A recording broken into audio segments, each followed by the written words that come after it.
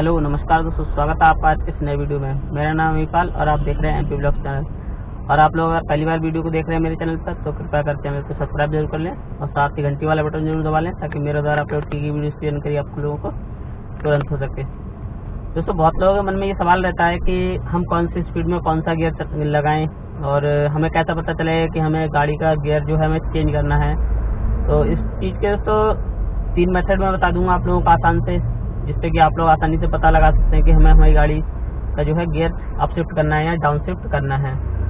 तो चलिए इसको शुरू करते हैं और बताते हैं आप लोगों की मेथड है वो क्या। तो सबसे पहला मेथड जो है वो बता देता हूँ मैं, वो है आपके इंस्ट्रूमेंट क्लस्टर में ही। इंस्ट्रूमेंट क्लस्टर में जैसा कि दोस्तों आप ये आरपीएम मीटर देख पा रहे होंगे, ये सबसे पहला आरपीएम मीटर को देख लें और दूसरा है ये हमारा स्पीडोमीटर और तीसरा है हमारा ये एमआईडी।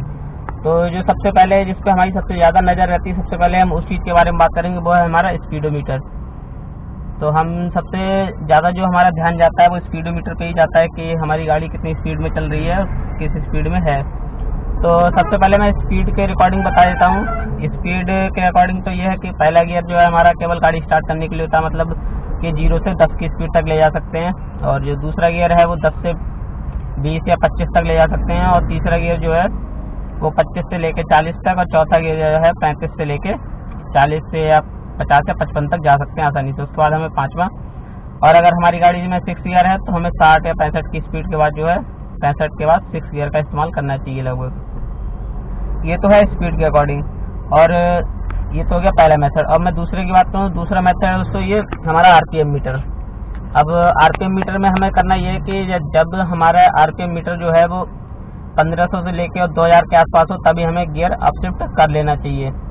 जैसे कि मान लीजिए आपकी गाड़ी फर्स्ट गियर में है और आरपीएम है इस समय 1500, तो आपको गियर अपशिफ्ट करने की जरूरत नहीं है। लेकिन अगर 2000 तक पहुंच रहा है तो हमें जो है सेकंड गियर में ले जानी पड़ेगी गाड़ी।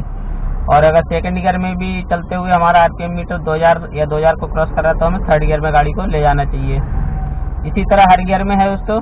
जब भी आप एक पैटर्न बना लें कि जब भी आपकी गाड़ी का आरपीएम मीटर जो है वो 1500 से 2000 के बीच में पहुंचे तभी आपको गाड़ी का जो है गियर अप शिफ्ट करना है, और यही हमें डाउन शिफ्ट में लाना है।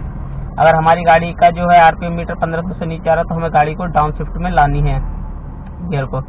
तो ये एक बहुत नॉर्मल सा मेथड है कि हमें किस तरीके से कितनी स्पीड में गियर चेंज करना चाहिए और कितनी स्पीड में डाउन शिफ्ट करना चाहिए। और तीसरा एक चीज़ और है, ये तो ऑल्टरनेटर है, कुछ गाड़ियों में गियर शिफ्टिंग के लिए आता भी है, निशान आता है बना हुआ।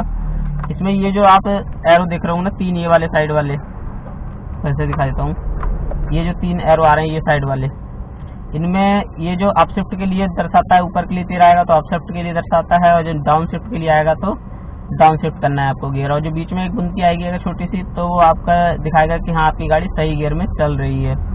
तो ये तो है अल्टरनेटर की बात। और एक नॉर्मल सी बात बताता हूँ, अगर मैं आप लोगों को इन चीज़ों के बारे में ध्यान न दे पाए तो आप गाड़ी की आवाज़ महसूस कर सकते हैं। आपको गाड़ी की आवाज़ से पता लग जाएगा अगर आपकी गाड़ी ज़्यादा एक्सीलरेट हो रही है तो आपको उस समय गाड़ी अप शिफ्ट करने की ज़रूरत पड़ती है। और आपकी गाड़ी अगर ज़्यादा लोड ले रही है, मतलब ज़्यादा 5 में गियर है 40 की स्पीड और ज़्यादा आपको लोड महसूस हो रहा है तो आपको गाड़ी को डाउन शिफ्ट करना चाहिए। तो नए लोगों को जो चीज़ समझ में नहीं आती वो मैंने लगभग इसमें बता दिया है कि हमें गियर कब चेंज करना चाहिए और कितनी स्पीड में कौन सा गियर लगाना चाहिए। मुझे लगता है ये चीज़ आप लोगों को क्लियर हो गई होगी। और फिर भी आप लोगों के मन में कोई सवाल है तो कमेंट बॉक्स में पूछ सकते हैं, मैं फिर भी बता दूंगा। और अगर किसी और टॉपिक पे आप लोगों को वीडियो चाहिए, किसी चीज़ में आप लोगों को ड्राइविंग में परेशानी हो रही है तो आप कमेंट बॉक्स में बता सकते हैं। अगर कमेंट आएगा तो मैं हो सकता है कि वीडियो बना के आप लोगों को समझा सकूँ। धन्यवाद दोस्तों।